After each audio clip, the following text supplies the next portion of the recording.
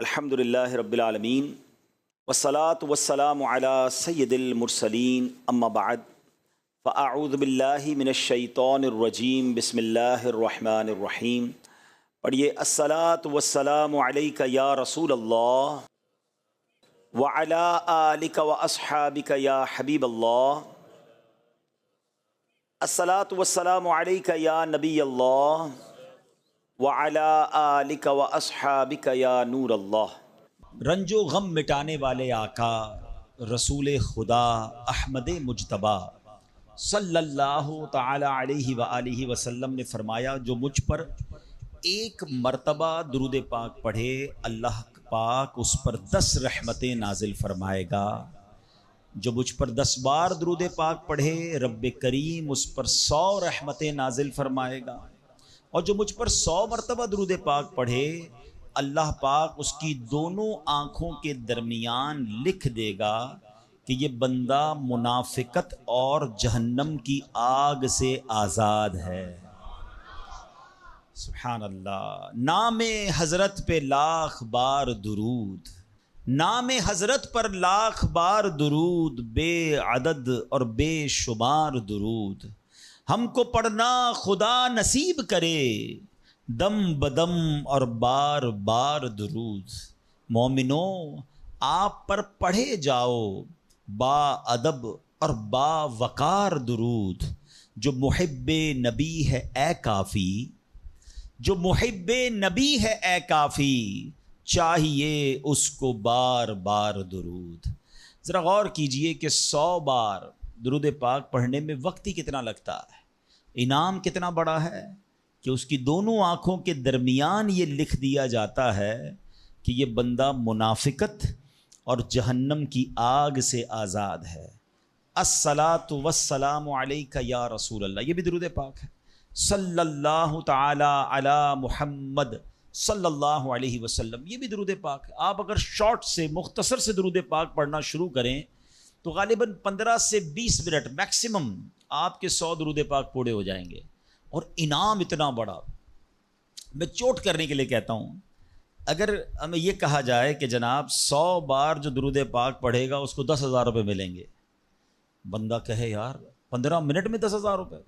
1000 بار درود پاک پڑھے گا تو 1,00,000 روپے ملیں گے. سبحان اللہ. اب دنیا کا اگر کوئی انعام اعلان کر دیا جائے تو سارے ہی لوگ اسے کرنے کے لیے تیار ہو جاتے ہیں. یہ آخرت کا کتنا بڑا انعام ہے. ہر درود پر 10 رحمتیں. آپ یقین کریں کروڑوں روپے خرچ کر کے بھی ایک رحمت نہیں خریدی جا سکتی. اللہ نہ چاہے جس پر رحمت، کون رحمت لے سکتا ہے؟ مگر درود پاک سبحان اللہ ہر درود پر رحمتیں برس رہی ہیں. اس وقت جو حالات چل رہے ہیں، معاملات چل رہے ہیں، ہم سب چاہتے ہیں ہماری بھی حفاظت رہے، ہمارے بچوں کی، ہمارے کاروبار کی، ہمارے گھر بار کی حفاظت رہے. ہم سفر پر جائیں تو خیر سے جائیں، واپس بھی خیر سے آئیں. تو سبحان اللہ مجھے بتائیے جس پر رحمت الہی برستی رہے تو اس کی کیسی حفاظت ہو جائے گی. تو گھر سے نکلے تو درود پڑھیں، سفر میں درود پڑھیں، بچوں کو کہیں کہ وہ گھر پہ درود پاک پڑھیں، تو انشاءاللہ یہ سارا رحمتوں کا حصار جو ہے ہمارے ارد گرد رہے گا. اللہ مجھے بھی اور آپ کو بھی کثرت سے درود پاک پڑھنے کی توفیق عطا فرمائے. آئیے مل کر محبت کے ساتھ بآواز بلند درود پاک پڑھ لیں. صلو علی الحبیب صلی اللہ تعالی علی محمد صلی اللہ علیہ وسلم. نبی کی شان میں ہو جس قدر درود پڑھو، محبوں پاؤ گے جنت میں گھر درود پڑھو. 1000 درد کو یہ ایک دوا کفایت ہے، 1000 درد کو یہ ایک دوا کفایت ہے. جو پیش آئے ذرا بھی خطر درود پڑھو. ایک بار پھر درود پاک پڑھ لے. صلو علی الحبیب صلی اللہ تعالی علی محمد صلی اللہ علیہ وسلم. میرے پیارے اسلامی بھائیو، علامہ ابن حجر رحمۃ اللہ تعالی فرماتے ہیں درود پاک ایک نیکی نہیں ہے. سبحان اللہ. ہم درود پڑھتے بعضوں کا سمجھتے ہیں ایک نیکی کمال، یہ کئی نیکیوں کا مجموعہ ہے. درود پڑھنے سے ایمان تازہ ہوتا ہے، یہ ایک نیکی. درود کی برکت سے نبی پاک علیہ الصلوۃ والسلام پر یقین بڑھتا ہے، یہ دوسری نیکی. درود پاک پڑھنے میں تعظیم مصطفیٰ ہے، رسپیکٹ آف رسول اللہ صلی اللہ تعالی علیہ وسلم ہے، یہ تیسری نیکی. درود پاک پڑھنے سے آخرت پر ایمان پکا ہوتا ہے، یہ چوتھی نیکی.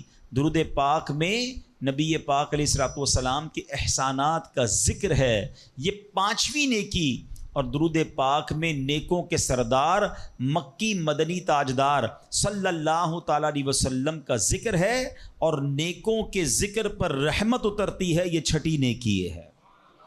آئے ہائے، نیکیوں کا انبار لگ جاتا ہے اگر بندہ درود پاک پڑھنے والا بن جائے۔ اللہ مجھے اور آپ کو کثرت سے درود پاک پڑھنے کی توفیق عطا فرمائے۔ ایک بار پھر درود پاک، صلو علی الحبیب صلی اللہ تعالی علی محمد صلی اللہ علیہ وسلم۔ ایک واقعہ بڑا مشہور واقعہ ہے اور قرآنی واقعہ ہے، کئی بار ہم نے سنا ہوگا۔ ایک عظیم خاندان کی یاد، بہت زور سے، بڑی زور و شور سے دنیا بھر میں اس کا ذکر شروع ہو جاتا ہے، اور وہ عظیم خاندان ہے حضرت ابراہیم علیہ نبینا علیہ الصلوۃ والسلام کا خاندان۔ حضرت ابراہیم کی یاد ہے، حضرت اسماعیل کی یاد ہے، بی بی ہاجرہ کی یاد ہے۔ مسلمان حج کو جا رہے ہیں، اس پہ بھی حضرت ابراہیم اور ان کے خاندان کی یادیں ہیں، اور جب قربانی کرتے ہیں تب بھی حضرت ابراہیم اور حضرت اسماعیل کی یادیں ہیں۔ کیا خاندان ہے! مگر ان واقعات سے جو آج بیان میں سے کچھ باتیں میں عرض کروں گا، اور اس کا مقصد کیا ہے انشاءاللہ وہ آگے بتاتا ہوں۔ ایک بادشاہ تھا نمرود۔ یاد رہے کہ دنیا میں 4 ہی ایسے بادشاہ گزرے ہیں جن کو پوری دنیا پر حکومت کرنے کا موقع ملا ہے، ٹھیک ہے؟ اس میں 2 ایمان والے تھے، 2 غیر مسلم تھے۔ جو ایمان والے تھے وہ حضرت سلیمان علیہ نبینا علیہ الصلوۃ والسلام، اور دوسرے حضرت ذوالقرنین رحمۃ اللہ تعالی علیہ۔ اور 2 جو غیر مسلم تھے، بے ایمان تھے، اس میں ایک تھا نمرود اور دوسرا فرعون۔ اچھا، اب نمرود جو تھا وہ بڑا ہی بدبخت تھا۔ ایک تو خدائی کا دعوے دار بھی ہو جاتا تھا، اور نمرود نے حضرت ابراہیم علیہ نبینا علیہ الصلوۃ والسلام کو بھی اپنی طرف بلانے کی کوشش کی کہ وہ بھی اس کی بات مانے۔ حضرت ابراہیم علیہ الصلوۃ والسلام اس کی بات نہیں مانتے تھے، وہ اللہ وحدہ لا شریک کی بات کرتے تھے، نمرود خدائی کا دعویٰ کرتا تھا۔ بڑے طویل واقعات ہیں کہ کس طرح نمرود کے دربار میں رہ کر حضرت ابراہیم نے حق کی دعوت دی۔ نمرود نے کہا کہ میں خدا ہوں، تو آپ نے فرمایا خدا تو وہ ہے جو زندہ کرتا ہے۔ تو نمرود نے کیا کیا، ایک بندہ جس کو سزائے موت سنا دی گئی تھی اس کو جیل سے نکال کے رہا کر دیا، کہا دیکھو میں نے بھی زندہ کر دیا، اس کی تو موت لکھی ہوئی تھی نا، سزائے موت ہو گئی تھی، میں نے اس کو فارغ کر دیا۔ آپ نے فرمایا اللہ تو وہ ہے جو موت دیتا ہے، تو اس نے ایک عام بندے کو پکڑا اور اس کو قتل کا حکم دے دیا، اس کو مار دیا، کہا کہ موت تو میں بھی دیتا ہوں۔ حضرت ابراہیم علیہ السلام نے کہا کہ میرا رب وہ ہے جو مشرق سے سورج کو نکال کر مغرب میں طلوع کرتا ہے، اگر تو خدا ہے تو مغرب سے نکال کر دکھا۔ اب اس کے پاس کوئی جواب نہیں تھا، یہ کیسے کر سکتا ہے کوئی؟ تو بہرحال کمال کا جذبہ تھا، کمال کا یقین تھا، اللہ وحدہ لا شریک پر ایسا یقین، سبحان اللہ۔ اب جب نمرود نے دیکھا کہ کوئی بات یہ ماننے کے لیے تیار نہیں ہے، تو ان بدبختوں نے یہ فیصلہ کیا کہ حضرت ابراہیم علیہ السلام کو آگ میں ڈال دیا جائے۔ اچھا، وہ کوئی نارمل آگ نہیں تھی، ایسی آگ نہیں تھی کہ لکڑیاں لگائیں اور جناب بندے کو ڈالنا ہے، ایک ایسی آگ تھی کہ جو اس وقت تک اتنی بڑی آگ لگائی نہیں گئی تھی، اور ایسی آگ تھی کہ کوئی پرندہ بھی اوپر سے گزرتا تھا تو وہ گزر نہیں پاتا، جل کے اس کے اندر کوئلہ بن جاتا تھا۔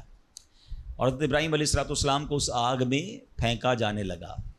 دیکھیں آج بھی اگر کوئی جیل میں قید ہو نا، سزا سنا بھی دی گئی ہو، تو اس کو یقین ہوتا ہے کہ کوئی نہ کوئی راستہ نکل آئے گا، ضمانت ہو جائے گی۔ یہاں تک کہ سزائے موت کے قیدیوں کو بھی یقین ہوتا ہے کہ چلے کوئی نہ کوئی چانس ہوگا، کوئی سزا معاف ہو جائے گی، کوئی عمر قید میں تبدیلی ہو جائے گی۔ سنا ہے پاکستان کی جیلوں میں کئی سال سے لوگ ہیں سزائے موت کے قیدی ہیں، مگر ان کو سزائے موت نہیں ہو رہی، تو کوئی نہ کوئی یقین یا امید رہتی ہے۔ مگر حضرت ابراہیم علیہ السلام کو آگ میں پھینک دیا گیا، اپنی طرف سے اچھال دیا گیا۔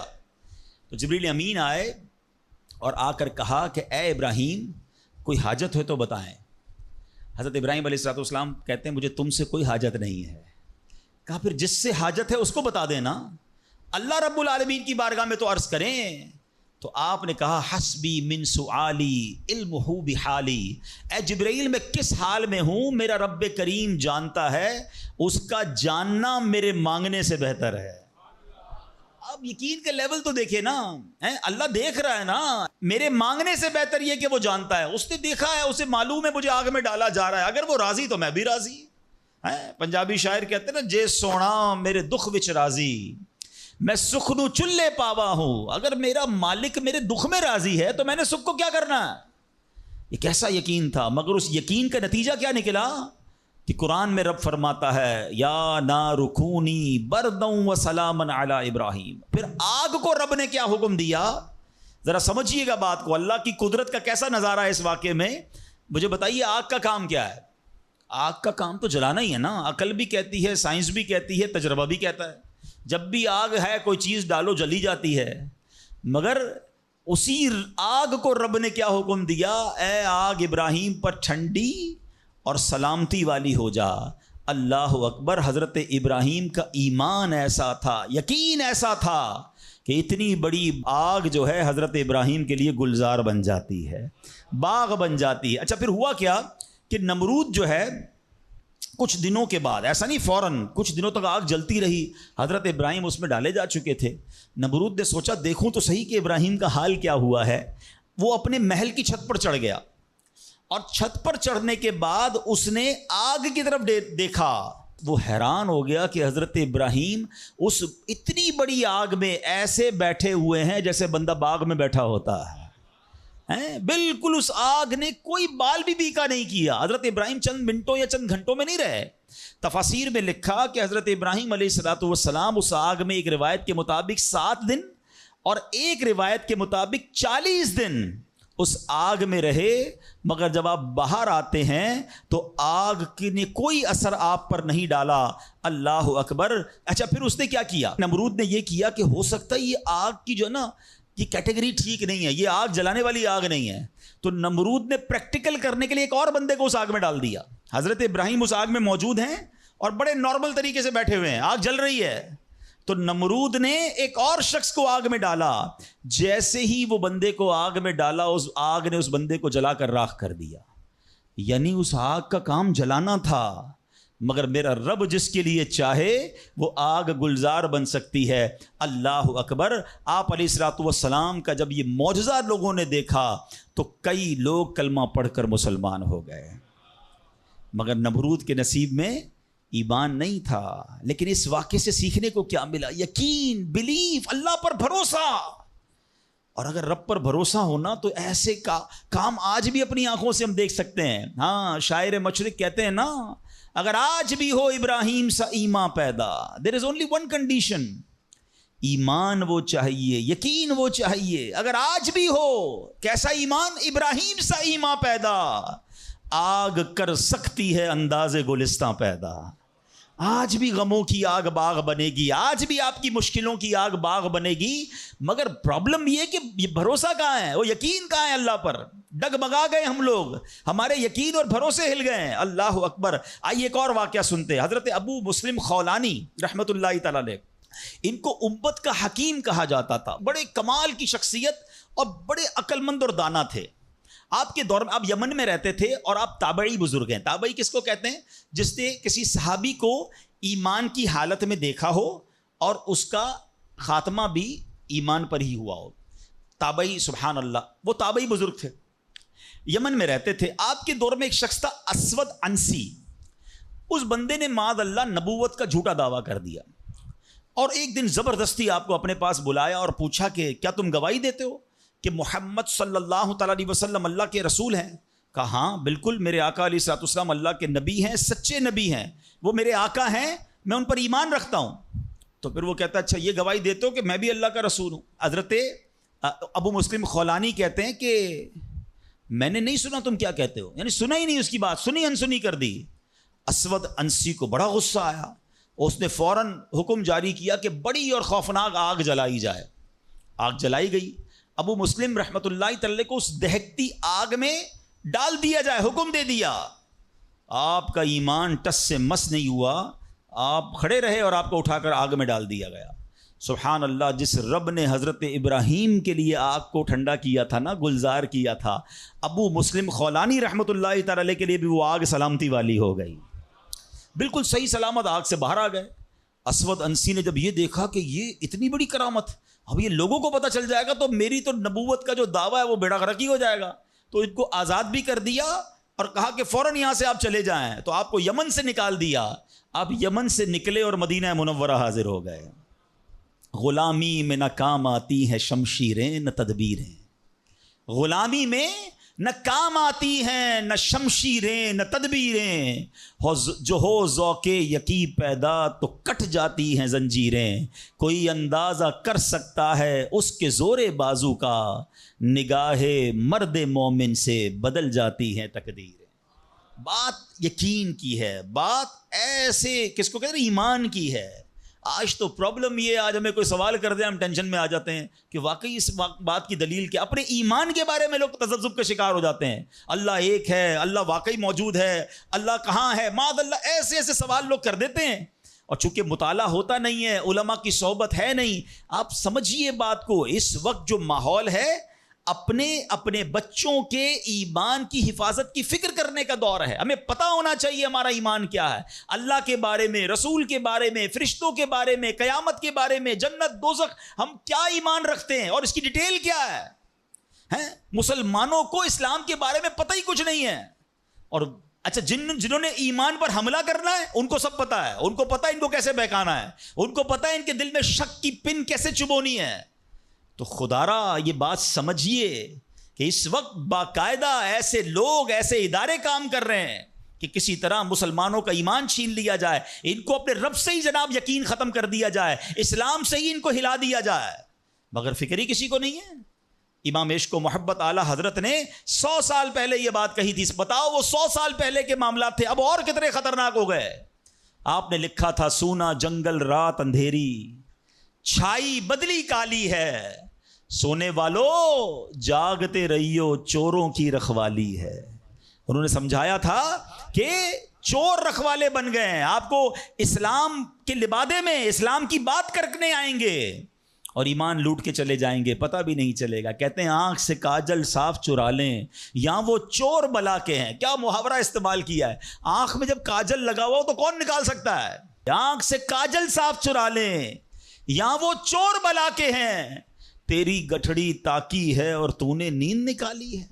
یہ دور غفلت کی نیند سونے کا نہیں ہے۔ ہمارے بچوں کو کتنا پتا ہے اسلام کے بارے میں، خود ہمیں کتنا معلوم ہے، لیکن یقین بزرگوں کا کیسا تھا کہ جناب ان کو آگ میں ڈال دیا جاتا تھا، وہ آگ باغ بن جاتی تھی۔ یقیناً آج کے دور میں یہ ٹیسٹ نہیں کریں گے ہم۔ اب یہ بھی نہ ہو کہ جناب کوئی کہے چلو جناب اسلام یقین جو ہے میرا، اسلام حق پر ہے کہ نہیں، آگ میں جاتا ہوں، آگ نہیں جلائے گی مجھے۔ پہلا ایسے یقین بھی تو لائے نا۔ یہ امتحان اور ٹیسٹ کرنا ہمارا کام نہیں، یہ اللہ والوں کا انداز ہوتا تھا۔ بڑی خوبصورت بات سمجھیے گا کہ ہمیں کس طرح اللہ پر بھروسہ رکھنا ہے۔ ایک شخص نے حضرت عیسیٰ سے کہا آپ اللہ پر کامل بھروسہ کرتے ہیں؟ کہا بالکل کرتا ہوں۔ کہا پھر پہاڑ سے کود جائیں، اللہ نے بچانا ہوگا تو تمہیں بچا لے گا، آپ کا رب بچاتا ہے کہ نہیں بچاتا دیکھتے ہیں۔ کیا خوبصورت جواب دیا حضرت عیسیٰ علیہ السلام نے۔ آپ فرماتے ہیں اللہ پر بھروسہ ضرور رکھتا ہوں مگر اللہ کا امتحان نہیں لیتا ہوں۔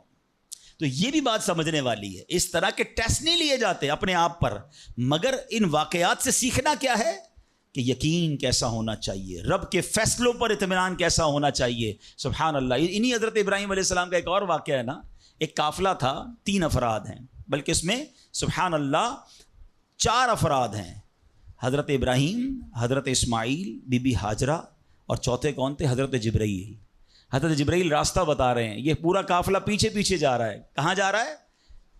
حضرت جبرائیل سے حضرت ابراہیم کو اتنا شوق تھا، پوچھتے ہیں اے جبرائیل ہماری منزل آ گئی؟ کہتے ہیں ابھی اور آگے، ہماری منزل آ گئی؟ کہتے ہیں ابھی اور آگے۔ لکو دک صحرا میں ایک ٹیلے پر جا کر، کون سی جگہ تھی جہاں آج مکہ آباد ہے؟ کچھ بھی نہیں تھا، کعبہ بھی نہیں تھا، اسی ٹیلے والی جگہ پر بعد میں کعبہ بنایا گیا۔ بالکل صحرا ہے، نہ پانی ہے نہ کھانا ہے۔ حضرت جبرائیل نے بتایا اے ابراہیم تمہارا مقام آ گیا ہے۔ حضرت ابراہیم کی اطاعت دیکھیں کہ وہ بیٹا جو 99 سال کی عمر میں دعاؤں کے بعد ملا ہے، حضرت اسماعیل آپ کو 99 سال دعا کرتے کرتے گزر گئے، پھر ملے تھے، مگر حکم کیا تھا کہ اپنے بیٹے کو، اپنی زوجہ کو وہاں چھوڑ آؤ۔ حضرت ابراہیم اپنی زوجہ کو، اپنے بیٹے کو جب چھوڑ کر جاتے، تھوڑے سے کھجورے ہیں، پانی ہے، تو بی بی ہاجرہ کیا کہتی ہیں؟ 3 بار کہا کہ ابراہیم کس کے سہارے چھوڑے جا رہے ہیں، کس کے سہارے چھوڑے جا رہے ہیں؟ حضرت ابراہیم نے جواب نہیں دیا، تو آخر میں کہتی ہیں اللہ امرک بہذا، اے اللہ کے نبی، کہ اللہ پاک نے آپ کو اس کا حکم دیا ہے؟ آپ نے کہا مجھے رب نے حکم دیا ہے۔ اب یقین دیکھیں اس خاتون کا، اس ماں کا یقین دیکھیں جس کا چھوٹا بچہ ساتھ ہے، دودھ پیتا بچہ ساتھ ہے، نہ کوئی انسان نہ پرندہ، مگر جب حضرت ابراہیم نے کہا نا کہ ہاں رب کا حکم ہے، تو کیا کہا؟ اے اللہ پاک کے نبی، اگر یہ اللہ پاک کا حکم ہے تو پھر آپ خیر سے جائیں، اللہ ہمیں ضائع نہیں کرے گا۔ رب کا حکم ہے نا، پھر کھانا بھی اسی نے دینا ہے، پانی بھی اس نے دینا ہے، ہماری حفاظت بھی اسی نے کرنی ہے۔ آئے ہائے، یقین کیسا تھا کہ وہ رب رحمان قدرتوں والا ہے۔ اللہ وہ ہے جو مردے سے زندہ نکال سکتا ہے، اللہ وہ ہے جو دن سے رات کو بناتا ہے، رات سے دن کو بناتا ہے، اللہ پاک وہ ہے جو بنجر زمین کو سرسبز و شاداب بنا دیتا ہے، یہ وہی رب ہے جو صحرا سے چشمے نکال دیتا ہے۔ اللہ پر یقین تھا کہ اگر پانی نہیں تو کیا ہوا، پانی بھی اسی کی نعمت ہے، وہی عطا فرمانے والا ہے۔ ارے یہاں کھانا نہیں تو کیا ہوا، رزق دینے والا تو موجود ہے، سبحان اللہ۔ اور ایسا ہی ہوا، کہا اب خیر سے جائیے، اللہ ہمیں ضائع نہیں کرے گا۔ کیا خوبصورت شعر ہے نا، یقین مثل خلیل آتش نشینی، یقین مثل خلیل آتش نشینی، یقین اللہ مستی خود گزینی، سن اے تہذیب حاضر کے گرفتار، غلامی سے بدتر ہے بے یقینی۔ کیا ترجمہ ہوا اس کا معنی کیا ہوا؟ یقین کیا ہے؟ حضرت ابراہیم کی طرح بے خطر بغیر ڈرے آگ میں کود جانے کا نام یقین ہے۔ یقین کیا ہے؟ محبت الہی میں غرق ہو جانا اور اپنے آپ کی اصلاح میں لگ جانا یقین ہے۔ اے دور حاضر کی تہذیب کے دیوانوں، بے یقینی جو ہے وہ غلامی سے بھی بری چیز ہے۔ آج بے یقینی کی فضا کیسی ہے، یقین ہی نہیں ہے کسی کو، تذبذب، ٹینشن، اللہ پر، دین پر، اپنے دنیا کے معاملات پر یقین ہی نہیں ہے کسی کو، ہر وقت فکروں میں گھرا ہوا ہے۔ اے میرے پیارے اسلامی بھائیوں، آج غربت عام ہے، مشکلات ہیں، ہر دوسرا آدمی مشکلات میں پھنسا ہوا ہے، لڑائی جھگڑے ہیں، نا اتفاقی ہے، دنیا میں کئی جگہ تو مسلمان بیچارے ظلم و ستم کا شکار ہیں۔ اللہ پاک ان کی غیب سے مدد فرمائے۔ الحمدللہ مسلمانوں نے تاریخ میں شاندار کارنامے سر انجام دیے ہیں، اللہ کریم نے مسلمانوں کو بڑی شان و شوکت سے نوازا ہے، مگر اب حالات کسی اور طرح کے چل رہے ہیں۔ کبھی غور کیا اس کی وجہ کیا ہے؟ اس پر تجزیہ کیا جائے تو ایک بڑی وجہ سامنے یہ آتی ہے کہ مسلمانوں میں بے یقینی بڑھا دی گئی ہے۔ پیارے آقا مکی مدنی مصطفیٰ صلی اللہ تعالیٰ علیہ وسلم کا ذرا فرمان سنیے۔ مشہور صحابی حضرت ابو ہریرہ رضی اللہ تعالیٰ عنہ اس حدیث کے راوی ہیں، رسول ذیشان مکی مدنی سلطان صلی اللہ تعالیٰ علیہ وسلم نے فرمایا، ما اخاف علی امتی الا ضعف الیقین، آقا فرماتے مجھے اپنی امت پر خوف نہیں ہے مگر یقین کی کمزوری کا، یعنی اور کوئی خوف نہیں ہے۔ یہ امت ایسا نہیں ہوگا کہ شرک میں مبتلا ہو جائے گی، فرمایا میری امت اللہ پاک کا انکار نہیں کرے گی، ہاں میری امت کو جو بڑا مسئلہ درپیش ہوگا ان کا یقین کمزور ہو جائے گا، ان کا بھروسہ کمزور ہو جائے گا۔ ایک اور حدیث پاک سنیے، آقا فرماتے ہیں، نجا اول هذه الامه بالیقین والزہد، اس امت کے پہلے لوگ یقین اور دنیا سے بے رغبتی کے ذریعے نجات پا گئے، ویہلک آخر هذه الامه بالبخل والعمل، اور اس امت کے جو آخری لوگ ہوں گے کنجوسی اور لمبی امیدوں کے سبب ہلاک ہو گئے۔ پہلے والے یقین کی وجہ سے کامیاب ہو گئے، کیسا یقین تھا؟ 313 تھے نا، مگر بھروسہ رب پر کیسا تھا کہ فرشتوں کی فوج مدد کے لیے آ جاتی ہے۔ اور بعد والے فرمایا کنجوسی ہوگی، لمبی امیدیں ہوں گی۔ کنجوسی کیوں ہوتی ہے؟ مال خرچ کروں گا ختم ہو جائے گا، یقین نہیں ہے نا، یہ پیسے چلے جائیں گے، زکوٰۃ نہیں دیتے لوگ، اللہ کی راہ میں خرچ نہیں کر رہے، لمبی امیدیں بنائیں، یقین نہیں ہے۔ کاش یہ بات سمجھ آ جائے کہ میرے اور آپ کے نصیب میں جو رزق لکھا ہے وہ لکھا ہوا ہے، وہ ہمیں مل کر رہے گا، مگر اسی کی ٹینشن میں زندگی گزر رہی ہے۔ بے یقینی کی کچھ مثالیں میں آپ کو سمجھاتا ہوں۔ ابھی تک شاید کچھ لوگ کہہ رہے ہوں گے یار یہ بات تو ٹھیک کر رہے ہیں، بے یقینی ہونی نہیں چاہیے، مگر ہمیں تو بے یقینی نہیں ہے۔ اب میں کچھ ایگزامپل کے ذریعے سمجھاتا ہوں۔ ہم مانتے تو ہیں اللہ پاک رزق دینے والا ہے، ٹھیک ہے، پھر بھی مال کے پیچھے مارے پھرتے ہیں۔ کوئی لندن پیرس کے خواب دیکھ رہا ہے، کشتیوں کے اندر بیٹھ کر، پچھلے دنوں واقعات ہوئے نا، پیسے دے کر وہ ڈنکی لگا کر جاتے ہیں، کوئی راستے میں مر جاتا ہے، کوئی کشتی میں بیچارے ڈوب گئے، کیوں؟ یقین نہیں ہے، ادھر پیسے نہیں ملیں گے ادھر پیسے ملیں گے، کسی طرح ادھر چلا جاؤں یا مر جاؤں گا بھوکا۔ ذرا غور کیجئے، اے میرے پیارے اسلام بھائی، کو سود کا کام کرتا ہے، کیوں کرتا ہے سود کا کام؟ یقین نہیں ہے نا کہ حلال کماؤں گا تو پیچھے رہ جاؤں گا۔ ملاوٹ، رشوت، ڈاکہ، چوری، اگر ان تمام غلط کاموں کے پیچھے آپ دیکھیں تو یقین نہیں ہوتا کہ یار ملاوٹ نہیں کروں گا تو مال نہیں بکے گا، پیسے والا کیسے بنوں گا، غریب ہی رہ جاؤں گا، یقین ختم ہو گیا ہے۔ جس کی وجہ سے ہر دوسرے آدمی کو جناب غلط کام کرنا ہے. آگے چلیے. ہم مانتے ہیں نماز دنیا بھی سنوار دیتی ہے، آخرت بھی سنوار دیتی ہے، سنتے بھی ہیں بولتے بھی ہیں، مگر نماز پر دنیا کو ترجیح دیتے ہیں. یار نماز پڑھوں گا تو کاروبار پہ دکان پہ کون بیٹھے گا؟ ہیں نماز پتہ ہے آخرت اور دنیا سنوار دے گی، یقین نہیں ہے. اسی طرح ہم مانتے ہیں کہ مسلمان کی ترقی قرآن پر عمل کرنے میں ہے، مگر نہ قرآن خود پڑھتے ہیں نہ اپنے بچوں کو پڑھاتے ہیں. ہم مانتے ہیں کہ اللہ پاک دعائیں قبول فرماتا ہے، مگر بے یقینی ہے. اول تو دعا مانگتے نہیں ہیں، اور مانگتے ہیں تو یقین ہی نہیں ہوتا. اب یقین کریں، علماء نے لکھا ہے کہ جو بندہ بغیر یقین کے ساتھ دعا مانگتا ہے نا، اس کی دعا قبول ہی نہیں ہوتی ہے. یعنی مثال دیتا ہوں، آپ بیمار ہیں یا پریشان ہیں یا کوئی مشکل میں ہیں، دعا کرتے ہوئے یہ خیال آ رہا ہے یار مسئلہ حل ہونا تو نہیں ہے، چلو پھر بھی مانگ لیتے ہیں. علماء کہتے ہیں حل ہی نہیں ہونا ہے، تمہیں رب پر ہی بھروسہ نہیں ہے. اب مثال دیتا ہوں اس کو ایک بلا تمثیل. آپ کا کوئی ملازم ہے، اس کو پیسوں کی ضرورت ہے، اور وہ آپ کے پاس آ کے کہتا ہے صاحب 5,000 روپے کی ضرورت ہے، مجھے لگتا تو نہیں آپ دیں گے، چلیں پھر بھی آپ سے مانگ ہی لیتا ہوں. آپ بتائیں آپ اس کو پیسے دیں گے یا ڈانٹ دیں گے کہ جب تمہیں مجھ پر یقین ہی نہیں ہے تو آئے کیوں میرے پاس؟ مجھے لگتا تو نہیں آپ میری مدد کریں گے، چلیں پھر بھی آپ سے کہہ دیتا ہوں میری پہلے ہی آپ نے اس بندے کو ناراض کر دیا نا. ہم کہتے نہیں ہیں، مگر ہماری بے یقینی یہ کہہ رہی ہوتی ہے، اور اللہ سے دعا کر رہے ہوتے ہیں کہ اللہ مجھے امید تو نہیں تو دے گا، پھر بھی میں مانگ رہا ہوں. توبہ توبہ توبہ. یقین پتہ ہے کیسے کام کرواتا ہے؟ ایک بڑا پیارا واقعہ ہے. ایک گاؤں میں بارش نہیں ہو رہی تھی اور لوگ پیاسے مر رہے تھے، کئی سال ہو گئے بارش نہیں ہو رہی تھی.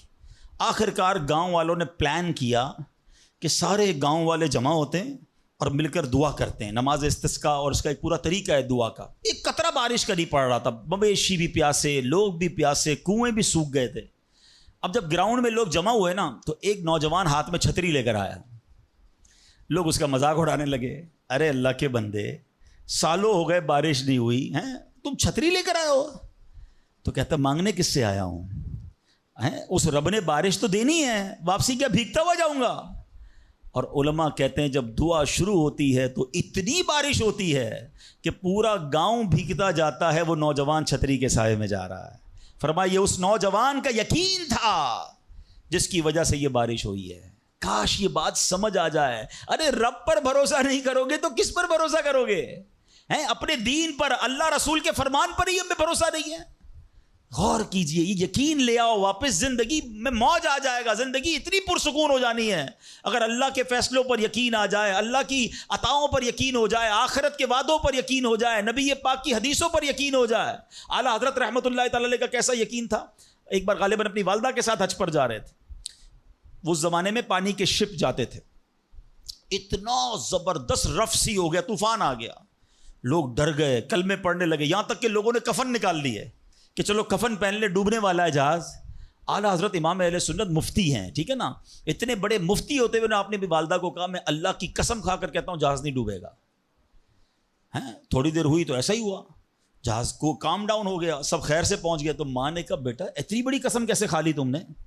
کہ میں نے نبی پاک علیہ الصلوۃ والسلام کا فرمان سنا ہے، جو کشتی میں بیٹھ کر یہ دعا پڑھ لے، بسم اللہ مجریہا و مرساہا ان ربی لغفور الرحیم، وہ کشتی نہیں ڈوبے گی. میں اللہ کی قسم کھا کے کہتا ہوں کہ میرے نبی نے فرمایا نا، وہ یقین تھا. ہم کتنی بار دعا پڑھتے ہیں، مگر دعا پڑھ کے بھی کہتے ہیں پتہ نہیں قبول ہوگی نہیں ہوگی، پڑھ لیتے ہیں. یہ والی چیز نکال دیں. وظیفے ہمارے کیوں نہیں لگتے؟ لوگ کہتے ہیں وظیفہ پڑھ رہا ہوں مسئلہ نہیں ہو رہا، تعویذ لیا پھر بھی مسئلہ. تعویذ پہنتے وقت بھی خیال ہی ہوتا ہے چلو یار پہن لیتے ہیں، پتہ نہیں ہونا ہے نہیں ہو تو کچھ نہیں ہونا. وظیفہ پڑھ لیں اور کہہ رہے پتہ نہیں ہوتا. پہلے یقین لائیں. اچھا ڈاکٹر بھی یہی کہتے ہیں، یہ صرف اب یہ وظائف اور ان چیزوں میں نہیں، آپ اگر ڈاکٹر پر بھی یقین نہ رکھیں نا کہ یار اس کی دوائی پتہ نہیں کام کرتی ہے نہیں کرتی، کیونکہ بہت ساری چیزوں کے پیچھے یقین، ول پاور. بڑا خوبصورت جملہ میں نے کتاب میں پڑھا تھا کہ جو لوگ کہتے ہیں یہ ہو جائے گا ان سے ہو جاتا ہے، جو لوگ کہتے ہیں یہ نہیں ہوگا ان سے نہیں ہوتا ہے. کاش یہ بات سمجھ آ جائے آپ کو. ہو جائے گا، اب کر لو گے. بڑے بڑے کام لوگ کر جاتے ہیں، میں کر لوں گا انشاءاللہ، پتہ نہیں ہوگا نہیں ہوگا، ٹرائی کر لیتا ہوں، پہلے ہی سمجھ لو نہیں ہوگا. اندر حوصلہ تو لائیں نا، یقین تو لائیں. اگر رب پر ہی بھروسہ نہیں ہوگا تو ہم کدھر جائیں گے؟ اب ذرا سنیے گا، امیر اہل سنت ایک بڑا پیارا واقعہ اپنے رسالے میں لکھا کہ ایک ڈاکوؤں کا گروہ جو تھا ڈکیتی کے لیے ایک جگہ پہنچا. تو وہاں کھجور کے 3 درخت تھے. ایک درخت خشک تھا یعنی اس میں پھل نہیں لگے ہوئے تھے, دوسرا درخت پھلدار تھا. تو ڈاکوؤں کا سردار نے دیکھا کہ ایک چڑیا جو ہے وہ پھلدار درخت سے اڑتی ہے, خشک درخت پر جاتی ہے, واپس پھلدار درخت پہ آتی ہے, پھر خشک درخت پر جاتی ہے. تو اس نے کہا چکر لگائی جا رہی ہے, کوئی ماجرا ہے. تو اس نے غور سے دیکھا تو کیا دیکھا کہ وہ چڑیا جو ہے وہ پھلدار درخت سے جو ہے وہ کھجور لیتی ہے, اور جب خشک درخت پر جاتی ہے تو وہاں ایک اندھا سانپ منہ کھولے بیٹھا ہے. وہ چڑیا جا کر اس کے منہ میں کھجور ڈال کے آتی ہے, پھر دوبارہ جاتی ہے کھجور لا کر پھر اس سانپ کے منہ میں ڈالتی ہے. وہ جب ڈاکوؤں نے دیکھا تو وہ تو حیران ہو گیا, رونے لگ گیا کہ اے اللہ پاک, یہ وہ جانور ہے سانپ جس کو مارنے کا حکم تیرے پیارے حبیب علیہ الصلوۃ والسلام نے دیا ہے, کیونکہ یہ مسلمانوں کو تکلیف پہنچاتا ہے. مگر تو نے جب اس کی آنکھیں لی تو اس کے رزق کا انتظام کر دیا اور ایک چڑیا کی ڈیوٹی لگا دی کہ وہ جا کر اس کو کھانا پہنچائے. تو میں تو اشرف المخلوقات ہوں, میں تیرے بندوں کو لوٹ رہا ہوں, اے اللہ تو میری توبہ قبول فرما, میں آئندہ ایسا نہیں کروں گا. یہ رونے لگا. اب یہ سوچ رہا ہے سبحان اللہ. تو اللہ اکبر, غیب سے آواز آئی کہ اے فلاں میری توبہ کا دروازہ کھلا ہوا ہے. ڈاکو کہتا ہے یا اللہ میں نے توبہ کی. پھر غیب سے آواز آئی ہم نے تیری توبہ قبول کر لی. اچھا جب اس نے توبہ کی تو اس کے سارے ساتھی سن رہے تھے, سردار آپ نے توبہ کی, ہم نے بھی توبہ کی. کہا سوچو تو صحیح, ہم ڈکیتی کر رہے ہیں, ہم چوری کر رہے ہیں, رب جب اس اندھے سانپ کو روزی دے گا تو ہمیں کیوں نہیں دے گا؟ ہم اللہ کی قدرت پر یقین کیوں نہ رکھیں؟ سب نے توبہ کر لی. اب جب توبہ کر لی تو انہوں نے کہا کہ اب ایسا کرتے ہیں کہ حج کو چلتے ہیں. سارا قافلہ بنا کر ڈاکوؤں کا قافلہ توبہ کر کے چلا حج کرنے کو. جب مکہ پاک کے قریب پہنچے نا تو وہاں ایک نابینا بڑھیا تھی, وہ ہر قافلے والے سے اس ڈاکوؤں کے سردار کا نام لے کے پوچھتی تھی وہ بندہ آیا تو ڈاکوؤں کو جب قافلہ ہے تو کہا میں ہی تو وہ ہوں.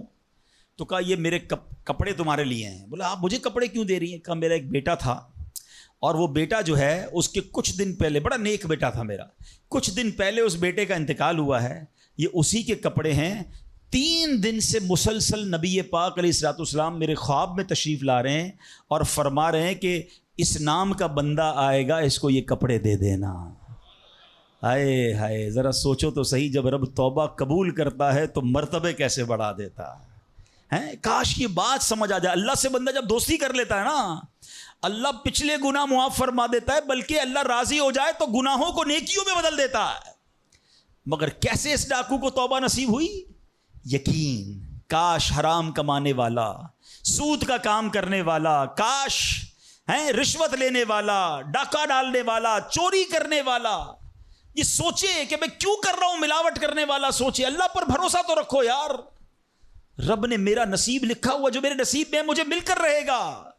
کاش یہ بات سمجھ آ جائے. صدیق اکبر رضی اللہ تعالیٰ مسلمانوں کے پہلے خلیفہ, جب آپ نے یہ آیت پڑھی نا قرآن پاک میں, اللہ ارشاد فرماتا ہے وما من دابۃ فی الارض الا علی اللہ رزقها.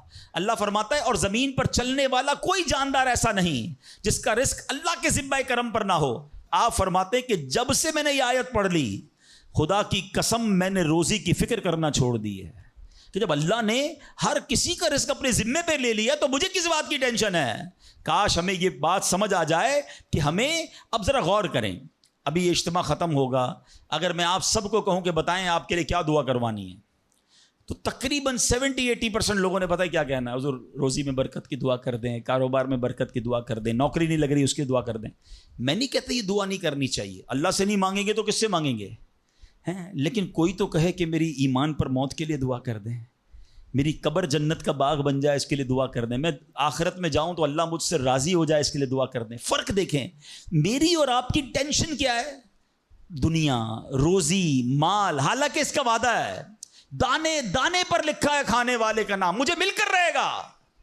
مگر اللہ نے مغفرت کا وعدہ نہیں کیا ہے. اس کی دعا کہاں ہے؟ اس کی ٹینشن کیوں نہیں ہے؟ ایسے کئی لوگ مجھے بھی ملے, آپ کو بھی ملے ہوں گے, یار رات کو نیند نہیں آ رہی, کیوں؟ بس یار کاروبار کی ٹینشن بہت ہے.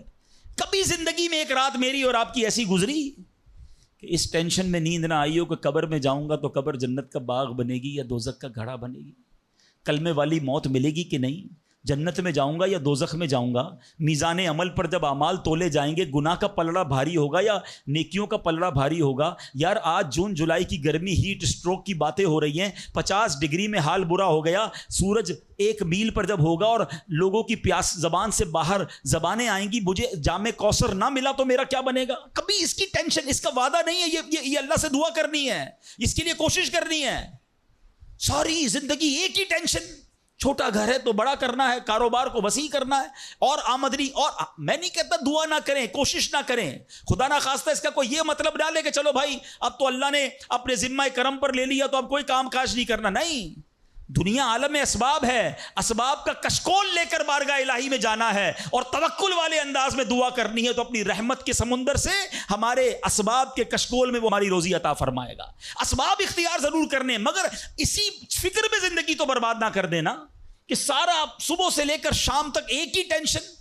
بھروسہ رکھے رب پر، یقین رکھے رب پر۔ آج حال یہ ہے، بچہ پیدا ہو جائے تو ٹینشن، او ہو اب میرا بچہ ہو گیا، اس کی آگے پرورش میں کیسے کروں گا، اس کی تعلیم کا کیا ہوگا، اور خاص طور پہ بچی پیدا ہو جائے تو ایسے بدبخت لوگ ہیں کہ اب جناب بیوی کو برا بھلا کہہ رہے ہیں، خاندان میں جھگڑے ہو رہے ہیں بچی کی پیدائش پر کہ اب اس کی شادی کیسے ہوگی، یہ تو بوجھ آ گئی ہے، معاذ اللہ۔ سمجھ نہیں آتی کہ جس رب نے بچی دی ہے انشاءاللہ رزق بھی وہی دے گا، اسباب بھی وہی دے گا۔ ارے جب اس نے مجھے پالا ہے وہ اس کو بھی پالے گا۔ کیا خوبصورت بات علماء نے لکھی، جو رب ہاتھی کو من اور چونٹی کو کن دے سکتا ہے وہ مجھے بھی میرا رزق عطا فرمائے گا۔ آپ ذرا سوچے تو صحیح، کس کس کو رزق دیتا ہے؟ حدیث پاک کا مضمون ہے تم اللہ پر بھروسہ کرو، جیسا بھروسہ کرنے کا حق ہے وہ تمہیں ایسے روزی دے گا جیسے پرندوں کو روزی دیتا ہے۔ پرندوں کو سمجھتے کتنی کیسے روزی ملتی ہے؟ کبھی گھونسلے دیکھیں پرندوں کے؟ اچھا پہلے تو یہی نہیں پتا، کراچی والوں کو تو پرندے دیکھنے کو نہیں ملتے، ہم نے درخت کاٹ کے پورا شہری کنکریٹ کا جنگل بنا دیا۔ ورنہ یہ پوچھے بزرگوں سے، ہم بھی چھوٹے تھے تتلیاں بھی دکھتی تھیں، صبح مدرسے اسکول جاتے تھے تو کوئل کی آواز بھی آتی تھی، اب تو کراچی والوں کے ہارن کی آواز آتی ہے ہم کو۔ اب تو یہ پرندے بھی چلے گئے، کہاں چلے گئے؟ ہم نے درخت کاٹے، ہمیں اندازہ ہی نہیں کہ درخت ہے کیا۔ آج گاڑی پارک کرنے کے لیے ہر بندہ درخت کا سایہ ڈھونڈ رہا ہے مگر درخت لگاتا نہیں ہے۔ کاش یہ بات سمجھ آ جائے کہ جتنے درخت لگتے جائیں گے شہر یا ملک خوشگوار بھی ہوگا، موسم بھی کول ڈاؤن ہو جائے گا۔ یہ جو آج ہم کہتے ہیں نا اتنی گرمی بڑھتی جا رہی ہے، اس کی ایک بڑی وجہ یہ ہے، یہ میرا موضوع نہیں ہے، لیکن جو موسم کا تغیرات، کلائمیٹ ڈس آرڈر ہے، کاش یہ بات سمجھ آئے کہ پلانٹیشن نہیں ہم کر رہے، ہم پودے نہیں لگاتے بلکہ پودے کاٹ دیتے ہیں۔ کتنے درخت کاٹے، کتنے جنگل ختم کر دیے ہم نے۔ الحمدللہ دعوت اسلامی کا شعبہ FGRF، اب پلانٹیشن ہم کرتے چلے جا رہے ہیں، 30 لاکھ پودے لگائے، مگر یہ تھوڑے ہیں۔ کاش میری یہ بات لوگ سن رہے ہوں کہ اگر آپ نے اپنے آنے والی نسلوں کو خوشگوار موسم دینا ہے، اچھے حالات دینے ہیں، ٹھنڈی چھاؤں دینی ہے، آکسیجن کی فیکٹریاں دینی ہیں، تو ہم سب کو کم از کم ایک پودا لگانا چاہیے۔ 24 کروڑ پاکستانی سب صرف ایک پودا لگائیں اور اس پودے کو درخت بنائیں، صرف پودے کو بچے کی طرح پالیں۔ آپ یقین کریں ہمارا ملک ایک پورا ملکی باغ بن جائے گا۔ تو اب ذرا سوچیں کہ ہمیں یہ بات سمجھنی ہے کہ یہ گھونسلے، یہ جو حدیث میں سنا رہا تھا بات کہاں سے چلی کہ اللہ پرندوں کو کیسے رزق دیتا ہے۔ آپ کو پتہ پرندے کتنے؟ ایک تحقیق کے مطابق اس دنیا میں جتنے انسان ہوتے ہیں نا، ملٹی پلائی بائی 10 جانور ہوتے ہیں۔ اگر 800 کروڑ انسان ہیں، 8 ارب کے قریب آبادی ہو گئی دنیا کی، 800 کروڑ، 8 ارب، تو آپ سمجھو کہ 80 ارب جانور ہیں دنیا میں، اور کہا جاتا ہے ملٹی پلائی بائی 10 کریں اس کو تو اتنے پرندے ہوتے ہیں، یعنی اس کا مطلب 800 ارب کم و بیش پرندے ہیں دنیا میں۔ آپ نے پرندوں کے گھونسلے دیکھے کبھی؟ یہ جب گھر سے صبح اڑتے ہیں نا اپنے گھونسلے سے، سب کے پیٹ خالی ہوتے ہیں، گھونسلے میں کوئی کبڈ نہیں ہوتی ہے، کوئی شام کا دوسرے دن کا چارہ نہیں ہوتا ہے، بچے چھوٹے چھوٹے چھوڑ کر جاتے ہیں، مگر یہ 800 ارب پرندے جب شام کو گھونسلے میں آتے ہیں اللہ سب کو رزق دے چکا ہوتا ہے۔ کوئی پرندہ دنیا میں بھوکا نہیں سوتا۔ کیا خوبصورت بات، سمجھو اس کا مزہ لو نا۔ رب ہاتھی کو من دیتا ہے، اس کو ہاتھی کو کتنا کھانا چاہیے؟ دنیا میں کتنے ہاتھی ہوں گے، اس کو روز کے منو کھانا مل جاتا ہے، اور چونٹی کو کن چاہیے ہوتا ہے چھوٹا سا، وہ رب اس کو کن بھی دے دیتا ہے، پرندوں کو روزی دے دیتا ہے۔ اور جو اشرف المخلوقات ہیں وہ ٹینشن کھا رہے ہیں، وہ کبھی بلڈ پریشر کی گولی، تو کبھی شوگر کی گولی، کبھی ڈاکٹر کے پاس، ٹینشن بہت ہے ڈاکٹر صاحب 2 سال بعد کیا ہوگا، مارکیٹ ڈاؤن۔ ارے بھائی تم سب چیزوں کا وعدہ ہے اور تم اس ٹینشن میں رہ گئے۔ ارے یہ کوشش کرنی تھی تو آخرت کی کرنی تھی، اللہ کو راضی کرنے کی کرنی تھی. لیکن ان تمام باتوں کے باوجود جیسے میں نے کہا نا کہ چھوڑنا نہیں ہے کام کاج. کچھ بے وقوف لوگ یہ سمجھ رہے ہوتے ہیں ایسا نہیں ہوگا. بڑی خوبصورت ایک بات اور کر دوں کہ اللہ پر بھروسہ کیسا کرنا ہے. ایک صوفی بزرگ شیخ سعدی لکھتے ہیں کہ ایک شخص تھا گھر سے محنت مزدوری کے لیے کام کاج کے لیے نکلا. اس نے دیکھا کہ ایک لومڑی ہے، اندھی ہے، اپاہج ہے، نہ دیکھ سکتی ہے نہ چل سکتی ہے. وہ حیران ہو گیا، ہاتھ پیر بھی نہیں، آنکھیں بھی نہیں، یہ لومڑی کھاتی کہاں سے ہے؟ چیک کرتا ہوں. تھوڑی دیر بیٹھا تو ایک شیر آیا. شیر نے کہیں سے شکار کیا تھا، وہ اپنا شکار لومڑی کے آگے ڈال دیا. اندھی لومڑی، اس نے جو کھانا تھا کھایا، باقی شیر لے کے چلا گیا. اس نے کہا کمال ہے جناب، اپاہج لومڑی کو رب رزق دیتا ہے تو مجھے کیا ضرورت ہے نوکری کرنے کی، مجھے کیا ضرورت ہے کام کاج کرنے کی. جا کے بیٹھ گیا مسجد میں، 3 دن ذکر کرتا رہا، عبادت کرتا رہا، ایک دانہ کھانے کو نہیں ملا. اللہ اللہ اللہ اللہ کر رہا ہے. اس کے بعد جب بھوک سے بحال ہو گیا تو اللہ سے فریاد کی، یا اللہ مجھے کوئی رزق نہیں ملا.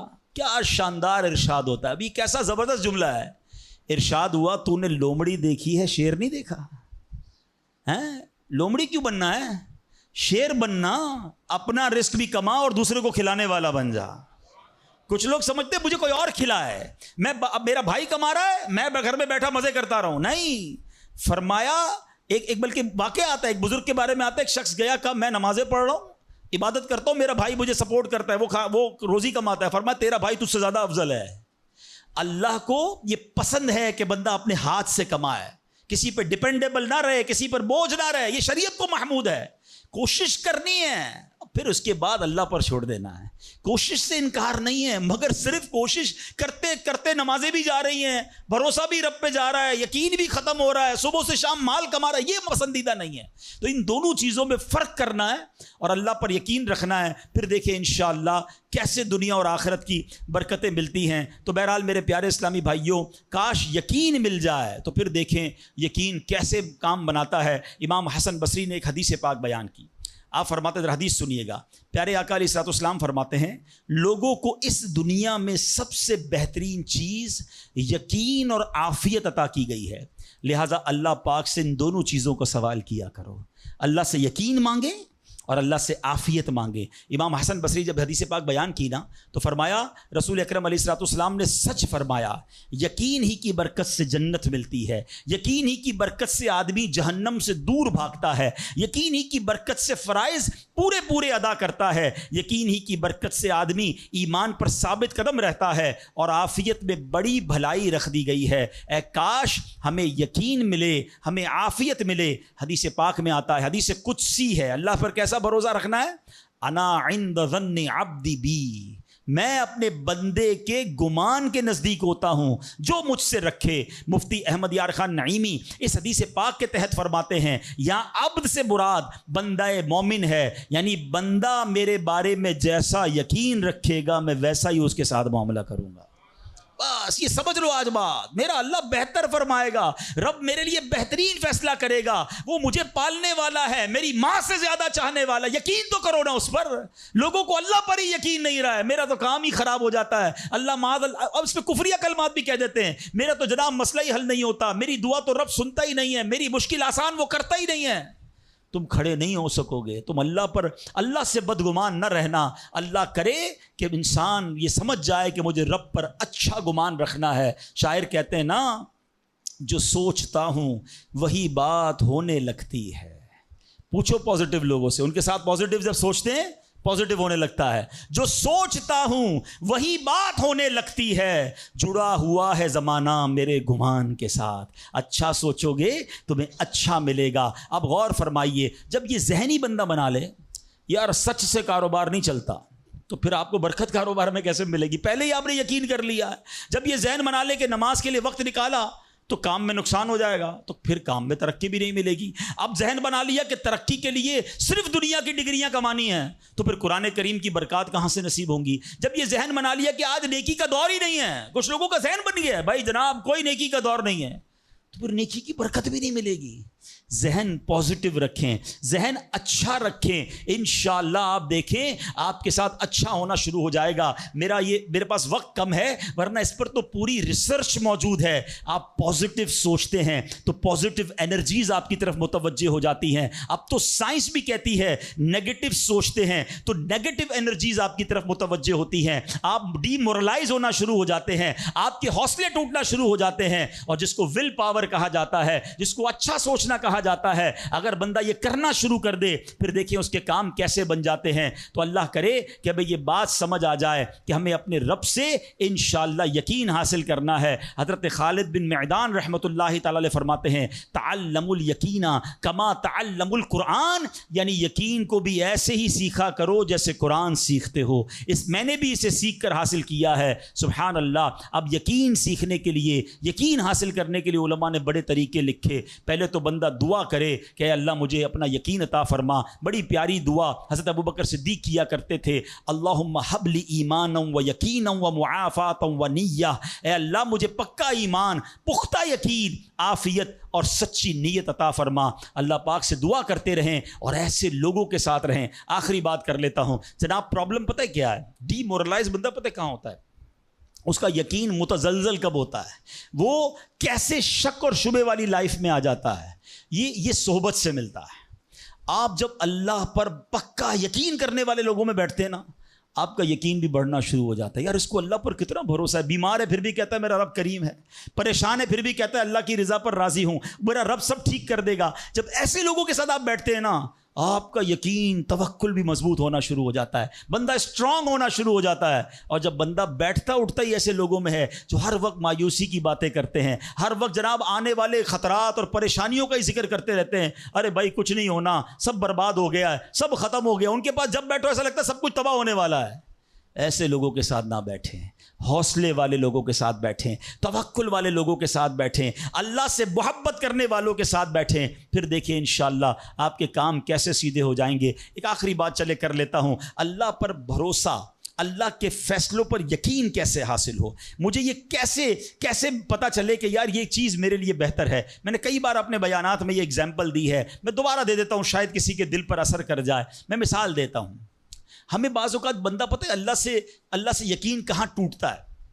جب بندہ دعائیں مانگتا ہے، التجائیں کرتا ہے، بڑی رو کر التجا کرتا ہے، مصیبت میں ہوتا ہے، اس کو کوئی چیز چاہیے ہوتی ہے اور اس کو نہیں ملتی ہے، تو بندہ کہتا ہے رب تو میری سنتا ہی نہیں ہے، اتنی دعائیں کی، مسجد میں جا کے کی، مکے مدینے میں جا کے کی، فلاں بزرگ سے بھی دعا کرے، نہیں ہو رہا میرا کام۔ جب بندے کا کام نہیں ہوتا نا تو اس کو لگتا ہے کہ یار میں اللہ پر کیسے بھروسہ کروں؟ یہاں جا کر شیطان حملہ کرتا ہے۔ اب آئیے اس وسوسے کو کیسے ختم کریں۔ آپ میں سے کئی ایسے مجھے نظر آ رہے ہیں جو والد ہوں گے یا بڑے بھائی ہوں گے، آپ کا کوئی چھوٹا بیٹا یا چھوٹا بھائی ہو اور بیمار ہو جائے، اس کو بخار ہو جائے، گلا خراب ہو جائے اور وہ رونے لگے کہ ابو میں نے آئس کریم کھانی ہے، میں نے ٹھنڈا شربت پینا ہے۔ اچھا بتائیے آپ اسے ٹھنڈا شربت پلائیں گے؟ وہ رو رہا ہے آپ کے سامنے، آئس کریم کھلائیں گے اسے؟ جواب دیجئے، نہیں، وہ رونے دیں گے آپ اس کو۔ آپ کا ایک دوست برابر میں بیٹھا ہو اور کوئی کہے یار کیسے ظالم ابو ہیں، بچہ رو رہا ہے دے دینا اسے آئس کریم، تو آپ ایک جواب دیتے ہیں میں والد ہوں، مجھے پتا ہے اس کو کب کیا دینا ہے۔ ایسا ہی ہے نا؟ اب ذرا دل پر ہاتھ رکھ کے میرا جملہ سننا، تم والد ہو، تمہیں پتا ہے بیٹے کو کب کیا دینا ہے، میرے مالک کو نہیں پتا مجھے کب کیا دینا ہے۔ میں رو رہا ہوں، میں گر گڑا رہا ہوں، میں تڑپ رہا ہوں، وہ نہیں دے رہا، ارے یہی بہتر تھا۔ ہو سکتا ہے کہ میں جو مانگ رہا ہوں مجھے مل جاتا تو وہ میرے لیے اور برا ہوتا۔ علماء کہتے ہیں کسی کا امیر ہونا اس کے لیے اچھا ہے، کیونکہ وہ غریب ہوگا تو وہ ایمان سے متزلزل ہو جائے گا۔ کسی کا غریب ہونا اس کے لیے اچھا ہے، کیونکہ اگر اسے مال دے دیا جائے گا تو اس کا ایمان چلا جائے گا، وہ غلط کاموں میں پڑ جائے گا۔ کسی کو اولاد دینا اس کے لیے اچھا ہے اور کسی کو بے اولاد رکھنا اس کے لیے اچھا ہے۔ ہو سکتا ہے بیٹا ایسا ہونے والا ہو جو بڑا ہو کے باپ کو ہی مار کے گھر سے نکال دے۔ کیا ہم نے نہیں دیکھے ایسے واقعات؟ ایسی اولاد نہیں دیکھی جو ماں باپ کو قتل کر دیتی دیتی ہے. لوگ کہتے ہیں اس سے بہتر تو بچہ ہی نہ ہوتا. ارے رب بہتر جانتا ہے مجھے کیوں بیٹا نہیں مل رہا, مجھے کیوں بیٹی نہیں مل رہی, مجھے کیوں اولاد نہیں ہو رہی, مجھے کیوں مال نہیں مل رہا, میں اب تک گھر کیوں نہیں لے سکا. ہو سکتا ہے میرے رب نے اس کے بدلے میرے لیے بہت ساری نعمتیں رکھی ہوں. کاش یہ بات سمجھ آ جائے. مجھے ایک بات بتاؤ نا, میری ماں, آپ کی ماں, دنیا میں سب سے زیادہ ہم سے پیار کون کرتا ہے؟ ہماری ماں کرتی ہے. کبھی ماں ہمارے لیے غلط فیصلہ کر سکتی ہے؟ نہیں کر سکتی. ارے جو ماں میرا اچھا سوچتی ہے, اس ماں کے دل میں جس نے ممتا ڈالی ہے, جو کروڑوں ماؤں سے زیادہ مجھے چاہنے والا ہے, وہ میرے بارے میں کیوں نہ اچھا فیصلہ فرمائے گا. کاش یہ یقین آ جائے کہ جو رب نے کیا ہے وہی بہتر کیا ہے. سبحان اللہ. زندگی کا ایک اصول بنا لو, میرا کام, جب آپ کا کام ہو جائے نا تب بھی کہو اللہ کا شکر ہے, اور جب کام نہ ہو کہو جب بھی اللہ کا شکر ہے. میرے لیے یہی بہتر ہوگا. آپ مزے میں آ جاؤ گے. اللہ سے دوستی کر لو. اے میرے رب, جو تو نے فیصلہ کیا میں اس پر راضی ہوں. آپ کسی ٹینشن میں نہیں رہو گے. ہمارا پرابلم پتہ ہے کیا ہے؟ ڈیفنس کے لوگوں جانتے ہیں, کبھی گزرتے ہوں گے نا ڈیفنس کی گلیوں سے, یار یہ پلاٹ بہت اچھا مل رہا تھا, 4 سال پہلے یہ ریٹ تھا, میں لے لیتا, آج تو کتنی پرائس ہو گئی. یار وہ گاڑی 1 مہینہ پہلے لینے والا تھا, نہیں لی, گورنمنٹ نے پرائس بڑھا دی. یار یہ فیکٹری میں پہلے خرید لیتا. اسی ٹینشن میں رہتے ہیں, یہ کر لیتا, وہ کر لیتا. ارے نہیں کیا, نہیں ہوا, وہی میرے لیے بہتر تھا. جو رب نے دیا وہی میرے لیے بہتر ہے. خدا کی قسم, جس دن اللہ پر بھروسہ سیکھ لیا, رب سے دوستی کر لی, رب کے فیصلوں پر اطمینان تمہیں حاصل ہو گیا, زندگی کے بہت سارے غم ختم ہو جائیں گے. جو بھی ہوگا وہ رب کی طرف سے ہے. ارے جب حضرت ابراہیم آگ میں ڈالے جا رہے ہیں, جبریل امین آ کے پوچھتے, بتاؤ اے ابراہیم تمہاری کوئی مدد کر سکتا ہوں, کوئی حاجت ہے؟ فرماتے مجھے کوئی حاجت نہیں. کہا اللہ سے تو کہہ دو کہ رب دیکھ رہا ہے, اس کا دیکھنا میرے مانگنے سے بہتر ہے. ہائے ہائے اللہ حضرت ابراہیم کے اس یقین کا کوئی ذرہ عطا فرما دے, اس توکل کا کوئی حصہ عطا فرما دے. باتیں تو ہم بڑی بڑی کرتے ہیں, مگر جب سر پہ پڑتی ہے, جب کوئی مشکل آتی ہے, پھر ہمارا یقین ہل جاتا ہے. اللہ مجھے بھی اور آپ کو بھی اپنی سچی محبت عطا فرمائے, سچا یقین عطا فرمائے, سچا بھروسہ عطا فرمائے. اور یقین کریں جس دن رب پر بھروسہ مل گیا, آپ کی مشکل, آپ کی غم کی آگ باغ بننا شروع ہو جائے گی, آپ کی مشکلیں آسان ہونا شروع ہو جائیں گی. اللہ کریم ہم سب کو اپنا بھروسہ نصیب فرمائے. الحمدللہ ایسی پیاری باتیں دعوت اسلامی کے اس پیارے ماحول میں سکھائی جاتی ہیں. میری گزارش ہے اس مدنی ماحول سے وابستہ رہیں. صلو علی الحبیب صلی اللہ تعالی علی محمد.